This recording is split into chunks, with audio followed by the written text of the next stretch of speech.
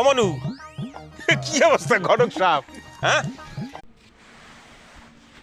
দেখুন হাবুর ঘটকের অবস্থা কি দেখছেন? হ্যাঁ, ঘটক জিমাইতেছে বইয়ে বইয়া, হালার পহালার কাম তো আর নাই, খাইলে বুঝেন নাই। ঘটকের কামই হয়েছে ইয়ে হরা, বুঝলেন? দেখেন ভাই, নাটকটা অফুরন্ত একটা নাটক।